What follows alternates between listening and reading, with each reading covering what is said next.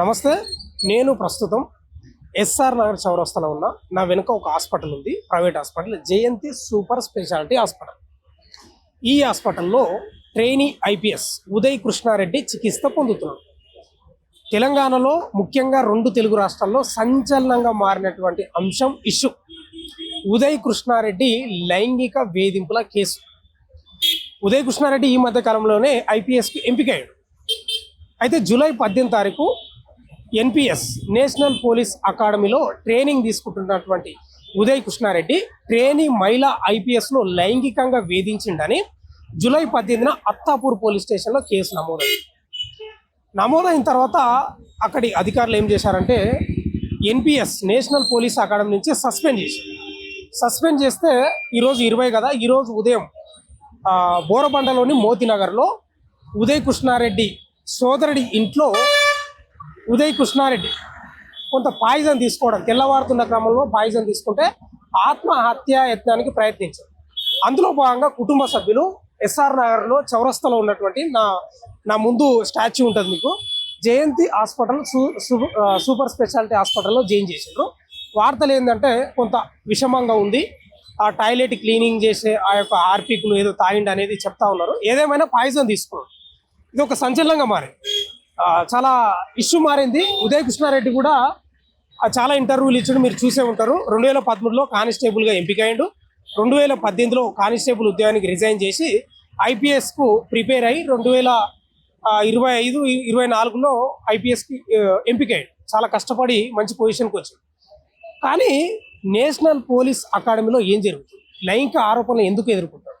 అయితే ఈ ఆత్మహత్య యత్నానికి ముందు వాట్సాప్లో ఒక మెసేజ్ పెట్టాడు, నిజాలు తెలుస్తాయి, అసలు ఆధారాలు లేని ఆరోపణలు చేస్తుంది, అనవసరంగా నా మీద కేసు పెట్టింది, అత్తాపూర్ పోలీస్ స్టేషన్లో అన్ని నిజాలు బయటకు వస్తాయని చాలా ఎమోషనల్గా పోస్ట్ పెట్టిండు. వైరల్గా మారింది. పోస్ట్ పెట్టిన తర్వాత ఆయన పాయిజన్ తీసుకొని ఆత్మహత్యా యత్నానికి ప్రయత్నించాడు. ఇది ఒక సంచలనం ఇప్పుడు. ఎందుకంటే ఉదయ్ కృష్ణారెడ్డి యొక్క అంశం ఇప్పుడు మీడియాలో కానీ పేపర్లో కానీ ఇప్పుడు దేశవ్యాప్తంగా సంచలనంగా మారింది. విషమంగా ఉందని చెప్తా ఉన్నారు, ఏం పర్లేదు చికిత్స తీసుకుంటున్నాడని ఆ వార్తలు కూడా వస్తున్నాయి. మనం హాస్పిటల్ దగ్గరనే ప్రజెంట్ ఉన్నాం. ఇక్కడ వాళ్ళ బంధువులు ఎవరు కూడా మనం కాంటాక్ట్ అయితే మాట్లాడించే ప్రయత్నం చేస్తే ఎవరు అందుబాటులోకి రాలేదు. కానీ ఏంది ఆరోపణ, ఇంతవరకు నిజం? అసలు వాస్తవంగా కూడా పోలీసులు అంటే చట్టాలను కాపాడాల్సిన వాళ్ళు, శాంతి భద్రతలను కాపాడాల్సిన వాళ్ళు, వీళ్ళపై ట్రైనింగ్లో జరుగుతున్నటువంటి ఈ అంశం ఇప్పుడు నిజంగా చాలా సంచలనంగా మారింది. ఇప్పుడు పేపర్లో కానీ వార్తల్లో కూడా ఏమొచ్చిందంటే అసభ్యకర మెసేజ్లు పెడుతున్నాడు, మహిళా ట్రైనీ ఐపీఎస్ అసభ్యకర మెసేజ్లు పెట్టి లైంగికంగా వేధిస్తున్నాడు, జుట్టు పట్టుకొని కొట్టిండు, కత్తితో బెదిరించి ఆ రూమ్లోకి రా, నాతో గడుపు అని రకరకాలుగా పేపర్ల వార్తలు వచ్చినాయి. అసలు మామూలు ఆరోపణలు కాదు, చాలా భయంకరమైన ఆరోపణలు. అయితే ఇంకోటి ఏంటంటే లోపల వార్తలు ఏంటంటే ఏదో కమిటీ నిజమే అని తేల్చిందని తెలుస్తుంది. ఒక కమిటీ, అది క్వశ్చన్ మార్కే, ఎంతవరకు నిజమని తెలియదు. వచ్చిన సమాచారం ఏంటంటే ఈ ఆరోపణలు, వేధించడం, మెసేజ్లు పెట్టడం ఇదంతా నిజమైన ఒక కమిటీ తెలిసిందంట. అందుకే నేషనల్ పోలీస్ అకాడమీ నుంచి సస్పెండ్ చేశారు. తాత్కాలికంగా సస్పెండ్ చేస్తే మనస్తాపానికి గురై, ఆవేదనకు గురై పాయిజన్ తీసుకున్నాడని వార్తలు అయితే వస్తున్నాయి. అయితే ఈ మహిళా ట్రైనీ ఐపీఎస్కు మెసేజ్ చేయడం, ఇట్లా వేధించడం చేసి ప్రైవేట్ వీడియోలు అంటా కూడా ఆ మహిళా ట్రైనీ ఐపీఎస్ ప్రైవేట్ వీడియోలు కూడా తీసుకొని భర్తకు కూడా పంపించిండు, బెదిరించిండు, నాతో లైంగికంగా పాల్గొనాలి అని చాలా రకాలుగా వేధిస్తున్నాడంట. అదేవిధంగా ఆమె ఆరోపించింది ఏంటంటే ఆమె వాస్తవంగా కర్ణాటక సంబంధించిన మహిళా ఐపీఎస్ ట్రైనింగ్, తెలుగులో ఆమెను ఇతరుల దగ్గర అసభ్యంగా తెలుగులో మాట్లాడుతున్నాడు. ఇట్లా రకరకాల ఆరోపణలు వస్తున్నాయి. ఇప్పుడు ఎక్కడ చూసినా ఇదే సంచలనంగా మారింది. ఇదే హాస్పిటల్ చికిత్స పొందుతున్నాడు. మెయిన్ మనకు ఇక్కడ ఎస్ఆర్ నగర్ చౌరస్తాలో ఈ హాస్పిటల్ ఉంటే ఒకసారి లోపలికి వెళ్ళే ప్రయత్నం చేద్దాం. ఏం జరుగుతుంది, ఎవరన్నా మాట్లాడే ప్రయత్నం చేస్తారా కుటుంబ సభ్యులు? ఒకసారి లోపలికి వెళ్దాం. సార్ నమస్తే అండి, నేను డాక్టర్ రవిశంకర్ రెడ్డి, ఎస్ఆర్ నగర్ లో జయంతి హాస్పిటల్ నుంచి మాట్లాడుతున్నాను. ఉదయం హాస్పిటల్కి ఉదయ్ కృష్ణారెడ్డి గారిని వాళ్ళ బ్రదర్ వాళ్ళ ఫ్రెండ్స్ తీసుకొని వచ్చారు. ఆయన హాస్పిటల్ తీసుకొచ్చే సమయానికి స్పృహలో లేరు. మేము ఏదన్నా తెలియని సబ్స్టెన్స్ ఏదన్నా తీసుకొని ఉంటారో అనుమానంతో ఆయనకి మేము స్టమక్ వాష్ ఇచ్చాము. అట్లానే బ్లడ్ శాంపుల్స్, యూరిన్ శాంపుల్స్ కూడా టెస్ట్కి పంపించాము. వైటల్స్ స్టేబుల్గానే ఉన్నాయి ఉదయ్ కృష్ణారెడ్డి గారిది.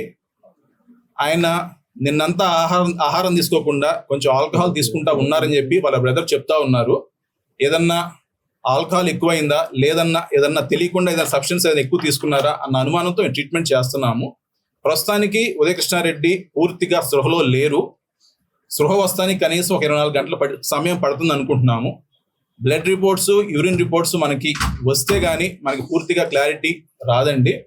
బీపీ, పల్స్, శాచురేషన్స్, వైటల్స్ అన్ని స్టేబుల్ గానే ఉన్నాయి. పూర్తిగా స్పృహలో అయితే లేరు. అది డ్రౌజీగా ఉన్నారు ఆయన. సార్ మొత్తం బయటకు తీసినప్పుడు అందులో ఏదైనా సబ్స్టెన్స్ కనిపిస్తుంది? స్టమక్ వాష్ చేశాక స్టమక్ వాష్ కంటెంట్స్ లో అబ్నార్మల్ గా అయితే ఏం డిటెక్ట్ అవ్వలేదు. ఫుడ్ పార్టికల్స్ కూడా ఏం కనపడలా. టాబ్లెట్స్ అలాంటివి కూడా స్టమక్ వాష్ లో అయితే ఏం రాలేదు. క్లియర్ లిక్విడ్ లానే వచ్చిందండి stomach wash. So until further reports వచ్చేదాకా మనం కూడా ఆయన ఏమి తీసుకోలేదని అనుకున్నాము. పూర్తిగా కోలుకున్నా కానీ ఉదయ కృష్ణారెడ్డి కోలుకొని మాట్లాడితే కానీ మనకు తెలియదు ఏం జరిగింది అనేది. విల్ వెయిట్ ఫర్ హిమ్ అండి. రెస్పాండ్ సమయం ఉదయం సుమారు 9:30 ఆ సమయాన్ని తీసుకొని వచ్చారు. ఇంకా ఒక 24 గంటలు పట్టొచ్చు అనుకుంటున్నామండి పూర్తిగా స్పృహలో వస్తానికి. స్పృహలో వస్తే గానీ మనం కూడా క్లారిటీ చెప్పలేము. అసలు ఆయన తీసుకున్నారా తీసుకోలేదా మనమే ముందు అనుమానం పడతాం ఎందుకు. డ్రౌజీగా ఉన్నాడు మనిషి. మార్నింగ్ వచ్చినప్పుడు ఎలాంటి కండిషన్? పూర్తిగా అన్కాన్షియస్ గా ఉన్నాడు. వచ్చిన సమయానికి ట్రీట్మెంట్ కి రెస్పాండ్ అవుతా ఉన్నాడు. అన్కాన్షియస్ స్టేట్ నుంచి కొంచెం డ్రౌజీ స్టేట్ కి వచ్చారు ఆయన. వాళ్ళ ఫ్యామిలీ మెంబర్ వాళ్ళ బ్రదర్ చెప్పడం అయితే కనుక నిన్నంతా ఆహారం తీసుకోకుండా ఏదో ఒక ఉభావంగా ఉన్నాడు, కొంచెం ఆల్కహాల్ ఎక్కువ తీసుకుంటా ఉన్నారన్నారు. వీళ్ళు ఉదయం చూసినప్పుడు బెడ్ సైడ్ పక్కన ఆల్కహాల్ బాటిళ్లను ఏదో ఒక శానిటైజర్ బాటిల్ ఒకటి పక్కన ఉంది అన్నారు. వాళ్ళు అనుమానం చెంది ఏదైనా తీసుకున్నాడేమో అని వాళ్ళ ఫ్యామిలీ మెంబర్స్ భయపడి ఆయన్ని హాస్పిటల్ తీసుకొని వచ్చారు. మేము కూడా అట్లానే ట్రీట్మెంట్ చేస్తున్నాము. ఆయన రెస్పాండ్ అవుతున్నాడు అనిపిస్తుంది బాగానే. ఏదైనా పూర్తిగా స్పృహలోకి వచ్చాక కానీ మనకు క్లారిటీ రాదండి. రైట్, జయంతి హాస్పిటల్లో డాక్టర్ రవిశంకర్ రెడ్డి మీడియాతో మాట్లాడుతూ చెప్తా ఉన్నాడు. ఉదయం 9 to 9:30 మధ్యలో తీసుకొచ్చిండ్రు. స్పృహలో లేడు. స్టమక్లో కూడా క్లీన్ చేస్తే పెద్దగా ఆ పాయిజన్ తీసుకున్నటువంటి ఆనవాళ్ళు పెద్దగా ఏం కనిపించలేదు. కాకపోతే స్పృహలో లేడు. ఆ ట్రీట్మెంట్కు లైట్గా స్పందిస్తూ ఉన్నాడు. స్పృహలోకి అయితే ఇంకా పెద్దగా రాలేదు. ఆ బీపీ కానీ పల్స్ కానీ నార్మల్ స్థాయిలోనే ఉన్నాయి. కాకపోతే ఆయన ఇంకొక 24 గంటలు గడిస్తే కానీ ఏమనేది చెప్తామనేది డాక్టర్ రవిశంకర్ రెడ్డి గారు చెప్తా ఉన్నారు. అయితే వార్తల్లో వచ్చినట్టు విషమంగా ఉంది అనే దాన్ని మాత్రం పూర్తిగా ఖండించాడు. విషమంగా ఏం లేదు, స్పృహలో మాత్రం లేడు. ఆయన ఏం పెద్దగా అయితే వాళ్ళ ఫ్యామిలీ తోటి కూడా అడిగితే వాళ్ళు ఏం చెప్పారంటే ఈ యొక్క ఆరోపణలు రావడంతో ఆల్కహాల్ తాగడం, పూర్తిగా ఫుడ్ తీసుకోకపోవడం, డిహైడ్రేషన్ గురి కావడం రకరకాలుగాని డాక్టర్ రవిశంకర్ రెడ్డి గారు చెప్తా ఉన్నారు. ఏదేమైనా ఉదయ కృష్ణారెడ్డి అంశం ఇప్పుడు 2 తెలుగు రాష్ట్రాల్లో సంచలనంగా మారింది. ఇదే హాస్పిటల్లో ఇప్పుడు చికిత్స పొందుతున్నాడు. దాదాపు చాలా మంది ఇక్కడ ఉంటారు. పోలీసులు కూడా రావడం జరుగుతుంది. చూడాలి, వాళ్ళ ఫ్యామిలీ మెంబర్స్ కూడా ఉన్నారు. వాళ్ళ దగ్గర కూడా మాట్లాడించే ప్రయత్నం చేద్దాము. అయితే వాస్తవంగా కూడా టాయిలెట్ క్లీనర్ తాగిండి, అది దాన్ని తాగిండ్రు అని చెప్తా ఉన్నారు. కానీ డాక్టర్ మాత్రం చెప్పట్లేదు. మరి అది తాగిన ఆనవాళ్ళు అయితే ఎక్కడ కనిపించలేదు మాకు. ట్రీట్మెంట్ అయితే జరుగుతూ ఉంది. స్పృహలో అయితే లేడు. కాకపోతే కండిషన్ అయితే నార్మల్గానే ఉందని చెప్తా ఉన్నారు. చూద్దాం, వాళ్ళ ఫ్యామిలీ తోటి కూడా మాట్లాడించే అవకాశం వస్తే నేను మాట్లాడిస్తా. వాళ్ళు ఏం చెప్తారో చూద్దాం. చూస్తూనే ఉండండి మన తొలి వెలుగు.